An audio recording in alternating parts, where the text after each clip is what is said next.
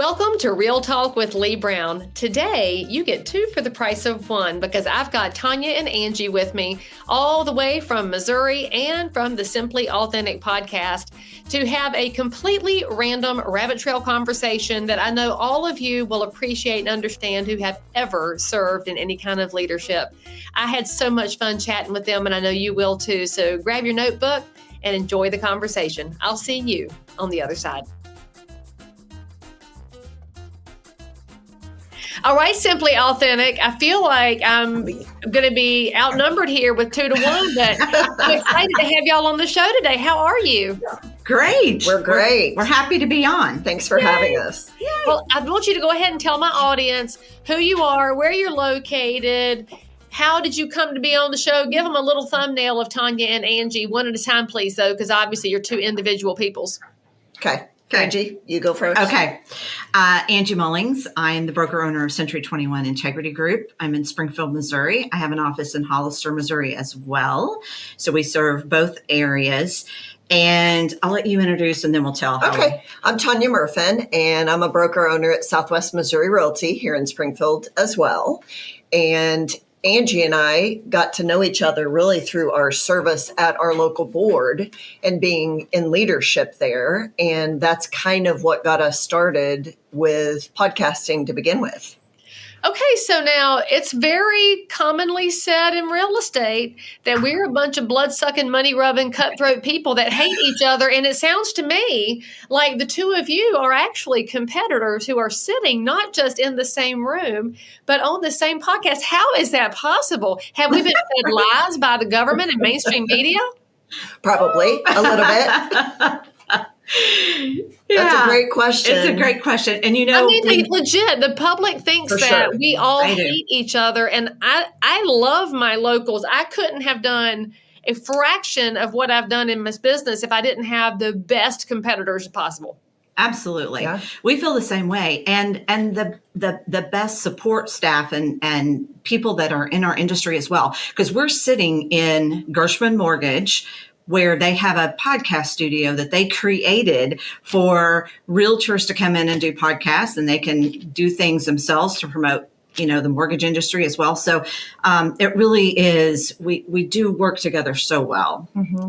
By the way, nobody's violating till RESPA, no money changed hands. There's no shady shit under the table with Gershon Mortgage. I should probably throw that out there. Yeah, no. None at all. No. Willing. We're all willingly here today. I mean, we live in a crazy time, y'all. Yeah. But I do love it when our local mortgage lenders create an opportunity for you to educate, because at the core of what we do in any small business or leadership opportunity, everything goes back to education. I mean, you talk about doing local board service together. You're working inside your professional trade association. And I think we can all agree the biggest challenge we have is that the people who belong to that group don't have the foggiest idea what it does and desperately need to be educated on that, but they are blind and unwilling to listen. Leigh, it's not just the people outside, it's the people inside our organization too that still are not, they don't get it. They don't understand what we do and advocacy, all the things that we do to help the public and our community. And I will add to that Angie and I are lucky that we got involved at the board because somebody asked us, right? Mm-hmm. There was an ask or we were voluntold. And we realized how important it was to serve the membership and how much we learned and how many friendships with other brokers and other realtors we made. It just helps you understand the intricacies of our industry a little bit more. And obviously it helps develop friendships across brokerages that you can use to your advantage. And really why we did the podcast in the first place was to give back what we've learned in our roles and leadership and just being broker owners of different companies. All right. Well, tell me, why did somebody, whoever that somebody is, and you can name them so they get their little warm and fuzzies from it, why did they ask you to get involved down at the board? Had you said or done something that told them this is a good bet for leadership, or were you just around and available and they were desperate? What did they see in you? Maybe both. Oh, yeah. I mean, we've all been desperate to fill a chair before, but the right people don't just fill the chair, they do something with it. And so I'm just so curious as to if they told you why they picked you.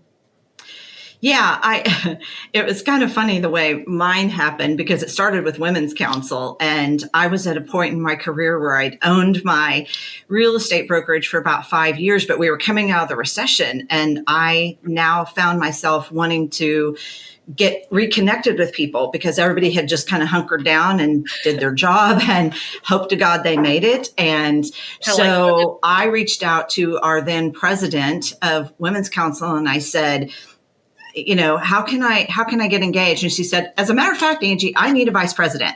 So how do you feel about that?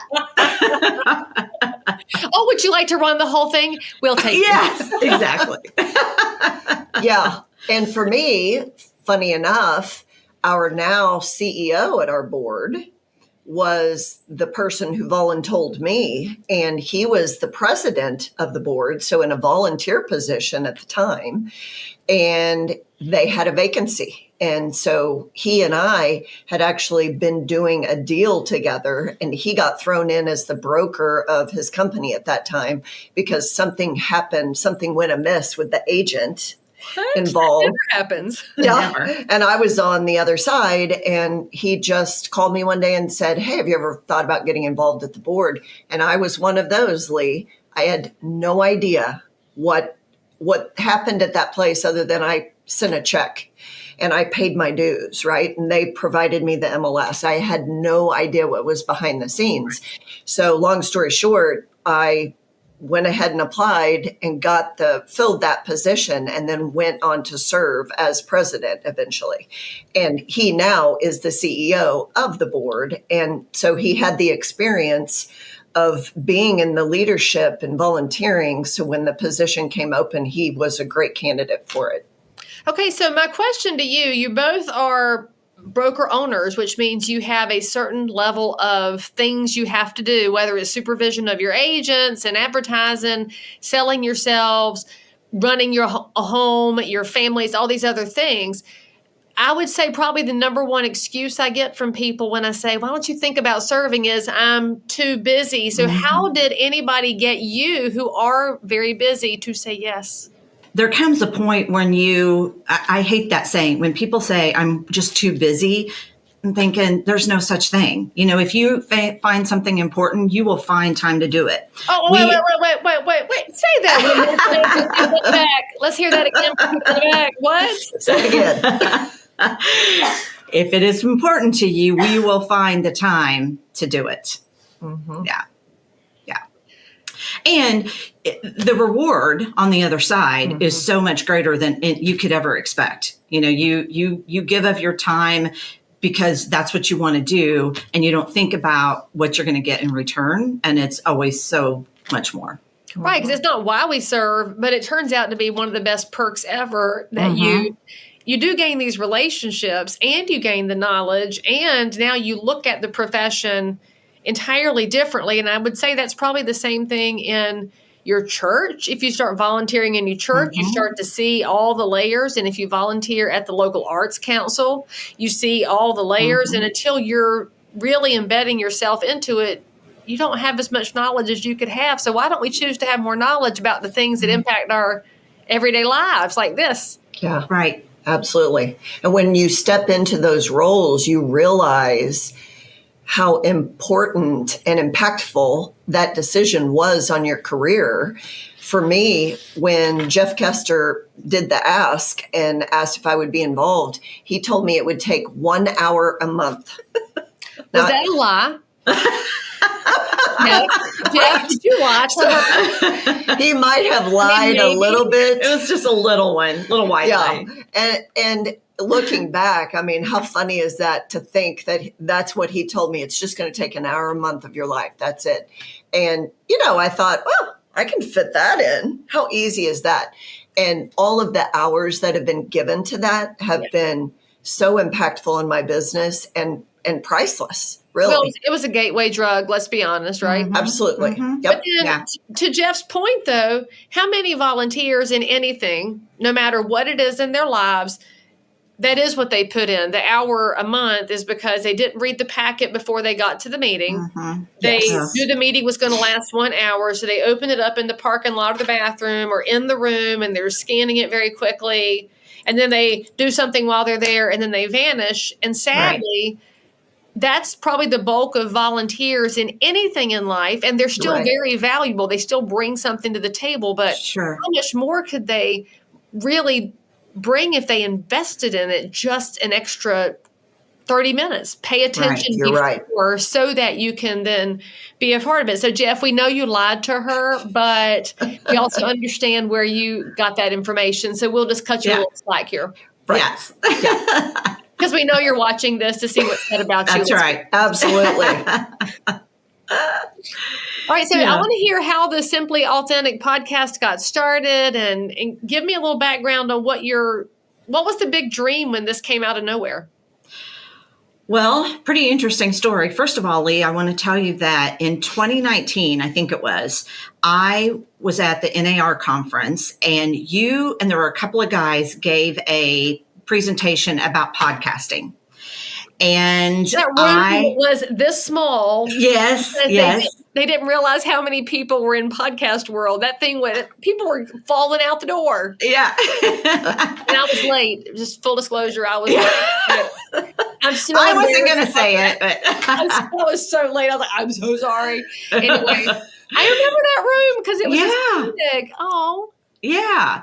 So at that time, we're going back, 6 years now. And I had the thought then that I really wanted to do podcasting was something I thought I wanted to do. But the technical side of that, I mean, I can talk to anybody all day long, but the technical side is not in my wheelhouse. But it was funny the way that then fast forward to 2023 and Tonya called myself and a friend of ours who is a speaking coach, and she just wanted to have lunch. I thought there was some alternative motive, but there wasn't. There usually is. But we get to breakfast and we just start talking about our years of experience and how we enjoyed working together at the board and how could we turn that into something. And she's the one who suggested it. And I remember we both were like, oh no, we can't do that. We're two brokers, right? We're two competitors. We can't do that. But wouldn't it shake up the world if we did? Mm-hmm. And it did. The rumors that went around, because of course we started working on it and we teased it for months. And of course people thought, oh, Angie and Tonya are joining forces. They're going to merge their brokerages. And that really has never even crossed our minds because we're both great where we are in our business. We did this for different reasons. And really, I was coming off my year of presidency at GSBOR from 2022. So the beginning of 23, I was fired up and a little let down from my leadership perspective because I was done, right? And you're a nobody. Once you are not president anymore, they've already started talking to the new president at the end of the year. You serve one more year, but you're a nobody. And you're there for perspective only. And I just knew that there was some measure of giving back that was pressing on me. And when podcast was said, she and I literally looked at each other and I was like, oh my gosh, I've thought about that. And she was like, so have I. And she had thought about it to the extent of she had already planned a name for hers. She had gotten a logo for hers. She had done some behind the scenes work in secret. And we had no idea. So I don't know. We were like, well, why not? And then we have to plug Gershman again. Angie says to me, because the whole technical side of it, I was like, I'm not technical. I can't do this. I don't know where to start. And she was like, well, Gershman just set up a studio for agents to come in and promote themselves. We could ask them if we could use their studio. And away we went. In your journey of starting this up, what's been the biggest surprise? I always say the people, the conversations we've had, the things I've learned, again, you start out, you've got 30 and 27 years of 23. So Yeah. 53 combined years of experience in real estate. So you start out thinking that you've got all this depth of knowledge that you can share with people, consumers, other realtors, etc. And then again, the gift is that you get to meet so many great people. I don't think anyone has turned us down to be on the podcast. Yeah. And just the things we've learned about our community that we've been able to share with our listeners and the stories that we've heard. Some of them will bring you to tears, and the acts of kindness and the giving back. I mean, I hope we're showcasing the best of the best in the Ozarks. Yeah. And I would say, of course, the relationships we've formed, the people we've met, but also the following that we've had. Of course, you hope that somebody's going to listen to that first podcast. And week after week, now we've done it for a little over 2 years, we have someone new reaching out saying, oh my gosh, I love that. Or I shared that with a friend. Or, you know, we've started to maybe get some real estate contacts and business over the podcast. And, you know, that's just that's icing on the cake when we know that we are either helping others or we're answering questions, or someone in our community had no idea that this entity existed and they need that. Right. You know? Well, I think a lot of people get into that attitude of scarcity that says, if I talk about all these things around my community, if I talk about real estate, my competitors are going to get all my secrets, and then I will have no more business. And what you're saying is the absolute obvious opposite, which is you've got that attitude of abundance where you're talking all about your community and all about real estate, and then it's helping other agents. Oh, and Shazam, there's some business over here too, because as it turns out, there are no big secrets in real estate, except that we don't talk about all the different angles as much as we could. Yeah, exactly right. Yeah. You mentioned something that I have heard over and over and over, and it's one of the most pervasive things that happens in leadership, and nobody's talking about it. And that is the way it feels when your term is over, that you fall into this space of feeling not important when your perspective is actually the most important at that point, because you can supplement what the new people don't know. You've experienced some highs and lows and some conversations that will never happen again because now you have different people in the room. But it's a letdown. And I will never forget a conversation I had with a local real estate board president in Idaho or Utah. It's one of the states in the near Canada, way out there. I think it was Idaho. And when I talked to her after her term ended, she was so depressed. And everything she said was, I don't know who I am. When I'm not president, I've lost my identity. She had gotten so wrapped up in it that she was lost. And it took her probably 3 years to regain her juice, because she's amazing and brilliant and brought so much to the table. And I wonder what we do to our leaders that is causing them to feel so unnecessary at the end, instead of figuring out how to create a better pipeline that doesn't just end. So I'd love to know your thoughts on, I mean, y'all could do a great episode on this, but how you felt at the end is so valid and so ubiquitous. And it's not just in real estate, it's in the Red Cross or the local Republican Party or whatever volunteer position you're in. Why do we cast people aside so thoroughly at the end of a very hard fought and hopefully productive journey? Right. That's a great point, Leigh. I think you hit it on the head. We really should do an episode on that. You know, in our local board, you spend 4 years preparing for your presidency. So you're spending a ton of time at that board office. They sort of become your family, right? These people that you serve with. Yeah. And you're used to seeing them all the time and talking, and you've created this relationship. I was president of the local board in 2019. So then my term as immediate past president would have been 2020. And so not only did I have that letdown of no longer being involved or engaged, but it was even double so because we weren't doing anything. and we were shut down. So, and then, yeah, I think you have this great experience. We need to be better at harnessing that and really utilizing the knowledge that is there. I had to hire 2 CEOs during my 5-year, during 5 years.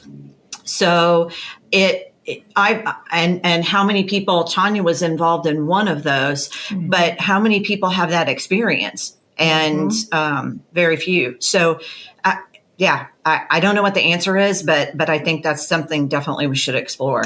Yeah, and I would add, you're at the peak of your knowledge at the end of your presidency. Yeah. Right?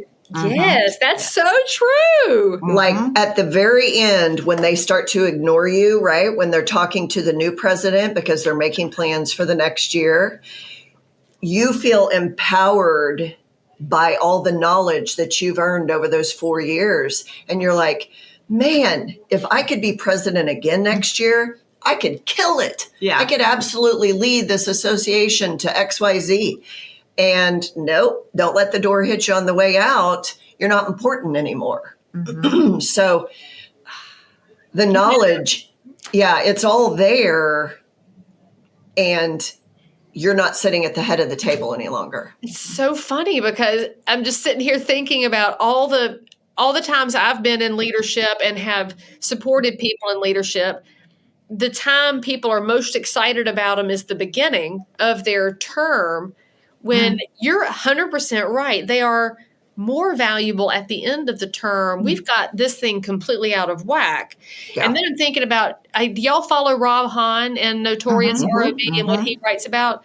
So obviously Rob enjoys poking sticks at everything in real estate. And he made a comment a couple of years ago, I guess, or maybe longer, because I've lost all track of time in my medium years. But he said we shouldn't have a one-year president at the National Association of Realtors, that they should be multi-year or on staff so that you do build in the continuity, because when you are changing leaders every single year, you have no continuity, which makes me wonder if that's not how we've gotten to part of the structural upheaval we're in right now, is constant overhauling, when maybe a 2-year term would work. I know our local Habitat for Humanity, we went to a 2-year term just to give some continuity to the person who there is an upswing trying to figure out how to be in charge. And if you're in 1 year, by the time you get there, you're out. But if you had a second year, like you said, you've got a year to get something done. I think there's a deeper conversation here to have about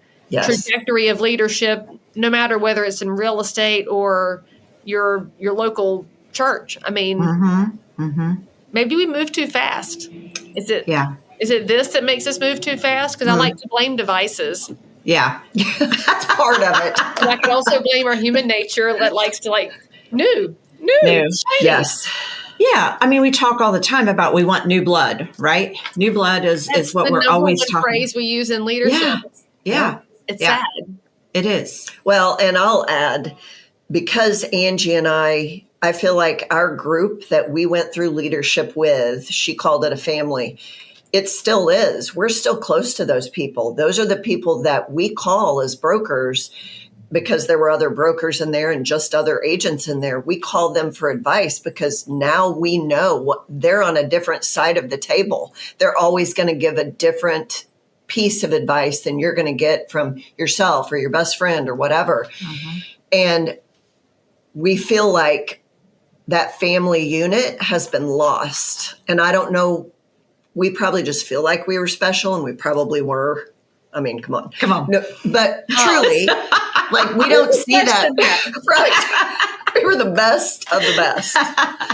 But we don't see that family unit being there. And on my way out, I kind of felt it starting. And then the next president, she agreed with me that the family unit was lost. And is that because the new blood comes in and they're just maybe so fresh into leadership, they don't have the same goals, or they don't have the same capabilities?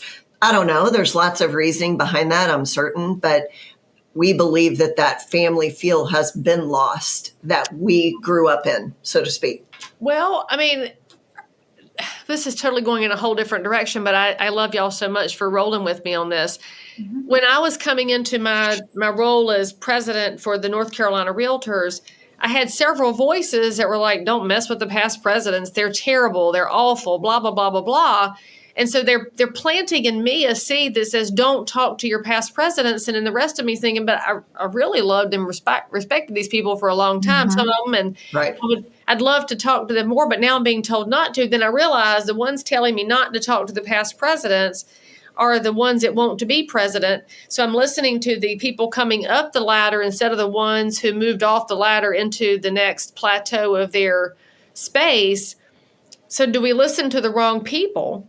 And then I wonder, I'll just put a little asterisk on that, though. There are some past presidents that need to let go, though, because it's not their team anymore. Agree. They right. need to let the new people find their way.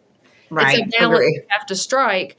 But then I'm thinking about the Young Professionals Network, the YPN movement that started mm-hmm. in real estate about 20 years ago and became this huge push for new blood, to your point. Mm-hmm. And I think got out over its skis because we started elevating people who didn't have the breadth and the depth of experience to bring something of value to the table. They were just being brought to the table because they're young, which is not, to me, enough. You have to have some substance to bring to the table. So then you wind up with a group that's unfairly characterized as a bunch mm-hmm. of partiers, when there are some very good, talented people in them, but the whole group got colored by the way it was handled at the beginning. So there's 1,000 different angles to think about on this, but it all looks to it how leadership can get broken so easily. Yes. When the three loud voices aren't the right voices. Mm-hmm. So we all respond to three loud people instead of an entire group of quiet yet thoughtful people who haven't yet raised their hand. Yeah. Mm-hmm. At our local board, we started having past presidents breakfast, but unfortunately, that's all that we've done with those people. Is there a way for us to, and they're pretty happy to come back and have breakfast, and we mm-hmm. sit around and we talk about, they overcome, when I listen to them go around the room, and usually the question is, what was the big thing when you were president? Mm-hmm. And they talk about how they new lock boxes. We went from books to the MLS. That's how far we go back. So, if we could do something that would utilize some of that talent more than just bringing them together for a breakfast and saying, because they had big challenges. So there's a lot to learn there. Well, and you bring up the transition from from the book to the computer MLS. Mm-hmm. And now that's coming back again because we have a company that shall remain nameless that wants to basically start their own MLS book and put all their data into a secret little conclave where nobody can touch it except for their people, which is the opposite of a free marketplace. Mm-hmm. Yeah. Would we even be having this fight with said company if we had more input from the leadership who remembered how painful that transition was in going from a fairly closed market to an open market?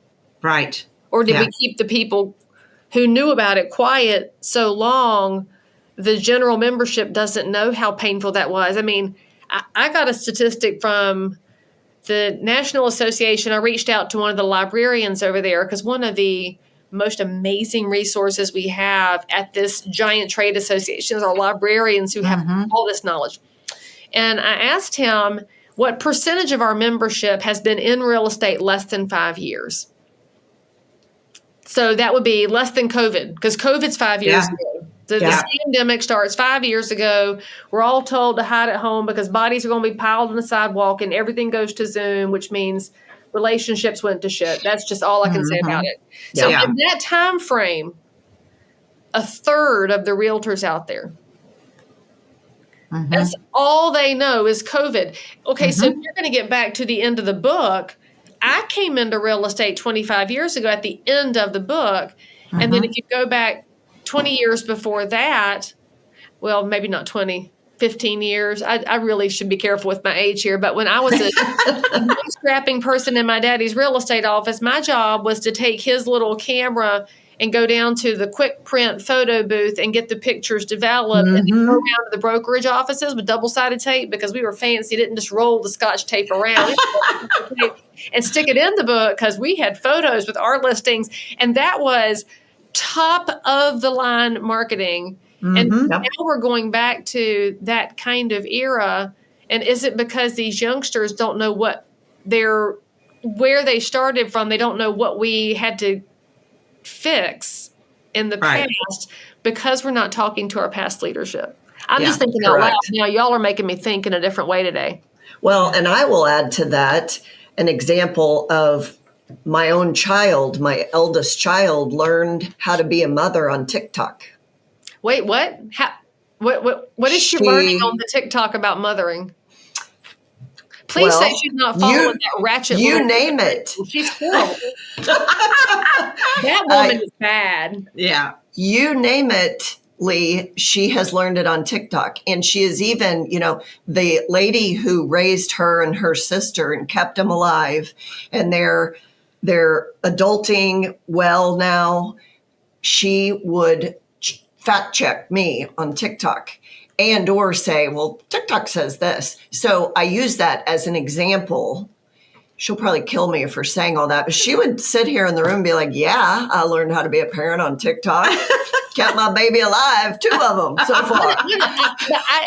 Obviously, I am of a certain years. What exactly did she learn on the TikTok that helped her mother? Give me an example. I've got to have an example. Video. So other mothers will take videos of their skills they've learned of being a parent and put it on TikTok. So it could be a video of my baby won't sleep through the night. So here's how I finally got her to sleep through the night. I did XYZ.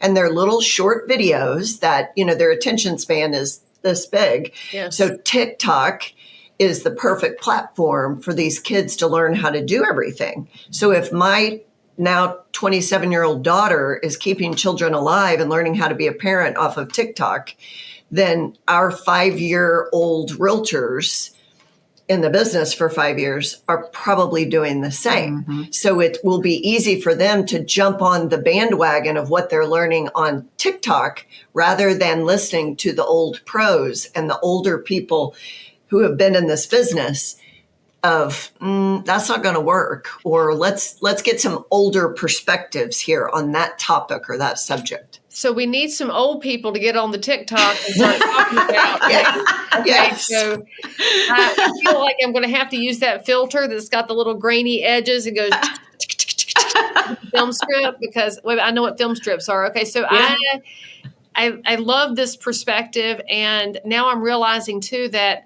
because I let my children cry it out, I don't think that's allowed on the TikTok. It's not. My video will be like, put your earplugs in and suck it up. They'll stop because they did. Put your watch on, 15 minutes. How long can I stand for them to cry? Yep. We are wonderful parents, Internet. Before you start making ugly comments, we're right. Okay, so there actually is... That's an actionable thing. So back to your comment, what do you do with your past presidents? What if we had some enterprising young realtor who's good with the TikTok, who came to the past president's breakfast and said, tell me about the biggest challenge in your presidential year. What was your year? 1987. What was that challenge? Savings and loan crisis. And the young person's going to be like, what was the savings and loan? And then they'll have to explain it. Well, what happened? We could build an amazing library of real information if the youngs would lean into the olds and then put it out there for the world to see. I think we just solved the problem. I think we did. We totally did. It took us, 15 minutes? We're going to copyright that. You're powerful. And I'm just going to say, Lori could have been part of it, but she's in the background. Where's Lori when we need her? And Jeff's going to take all the credit because he tapped you on the shoulder. And at Women's Council, we always say, leaders made here. So there's Women's Council plug. Okay. Yeah, I think I can actually implement this idea at the state convention this fall when I have the past president's meeting. That will give something to do with the past president's meeting besides complain about things, because it does happen sometimes in a past president's meeting. Yeah. Yes. Yeah. Yeah. I love that Usually they idea. complain about me. They like complaining that I make too many videos. So I'm going to turn it around and say, look, I'll make one of you this time. Well, let's go. Yeah. I love it. Did y'all have something you wanted to talk about on the show today? Because I just took up the whole show in different direction, but you're so enjoyable, and everything you're talking about is so applicable outside of real estate, which is one of my favorite things, are the topics that are expansive, because real estate is everywhere. Yeah. It is. Yeah. And it's a topic everywhere, and anybody can talk about it, right? From some perspective. Mm-hmm. And everybody does talk about it, and sometimes their perspectives are wrong, which is why we need a Simply Authentic podcast. So what's coming up on your show list that you're going to be talking about that people should go subscribe and listen to? Is anything good coming up? Oh, yeah. We got good stuff. Well, we're going to talk insurance. So that's a big topic, right? Yeah. Ugh. Yeah. Yeah. Everybody like pauses or takes a breath when you say that word. So we're going to talk to one of our local professionals here that is going to give us the skinny on that. We have a couple of really great women leaders coming up to tell their story of how they got into leadership and what their knowledge and what their background is on that. What else do we have, Angie? We have a new day dawning at our local university, Missouri State University. And so we've got their athletic director on to talk about what's happening and why this new conference is good for not only the students, the university, but also good for our community. Yeah. Oh, do we have to talk about athletic conferences? Because I stay mad since my school's in the ACC, which stands for Atlantic Coast Conference, and ain't nothing Atlantic Coast about it anymore. I'm tired of it. Bring back regional conference. Is yours regional? Yes. Let's go. Go Springfield, Mo. Bring it back. Let's go. Yeah, we're excited about that. And we think the public will really, really get excited about it. I think they will, because I bet they're tired, as I am, of the SEC and the Big Ten trying to control everything because money has polluted sports. Yes. And it should be about cheering for your local kid who's working really hard and showing some discipline. Yeah. And being able to go to your local pub and that is playing. The game is on. If you couldn't get tickets to go to it, it's playing, you know? They have something in common with community, because that's community. Yes. Yeah. Exactly. Which is what y'all have built through your leadership and through your brokerage work and now through your podcast. I love it so much. Yes. All right. So if anybody wants to find you, you're the Simply Authentic podcast. Is there a need for them to subscribe to it and give you a 5-star review to it? Oh, please. We love reviews. Love that. Please, okay. Yeah. Like and follow, and obviously share it with a friend. Yes. Obviously. And don't worry, friends, because I know some of y'all are currently on your daily walk and you're thinking, but Leigh Brown, I'm listening to this one. It's okay. Everything's in the show notes for this episode. You can go click to subscribe and follow. And I just bet if you are a super interesting person who has something to offer, they might bring you as a guest on their podcast. And so you should probably send a lovely little note and say something cute about their hairdo or their dress in my comments, and then they will give you preferential treatment. So make sure you go follow them and follow up. But ladies, I just want to thank you for coming on the show and for, frankly, letting me take the conversation in 1,000 directions, because I feel like we're on to a really good vein of topic here, and I'd be so excited to support your conversations on it so that we can do some good beyond ourselves. That sounds great. Absolutely, Leigh. We look forward to it. Well, thank you, and I will look forward to seeing y'all again. Y'all say something nice about these ladies in the comments. You can even say something nice about Lori and Jeff, since they were part of this, even though they're off screen. And most importantly, click the bell to subscribe, and we'll see you back here on Real Talk with Leigh Brown. Ooh, if that doesn't give you a new perspective on real estate, or at least make you laugh out loud, you need to check your polls, friends. Now listen, if you loved what you heard, go ahead and click the subscribe button, hit the bell if you're on YouTube, follow on that favorite podcast app, and pretty please leave me a 5-star review, not just for me, although I do totally love the affirmation, but because it helps other people find the truth behind the real estate curtain too. And hey, if you've got a wild story of your own or something burning you want to learn about in real estate, You can slide into my DMs, as the young folks say, or shoot me a message. Maybe you can be the next guest on Real Talk with Leigh Brown. If you keep showing up, I'll keep bringing the chaos, the coaching, and the crazy stuff we all love in real estate. I'll see you next time, friends. And remember, real estate ain't always pretty, but it's never boring.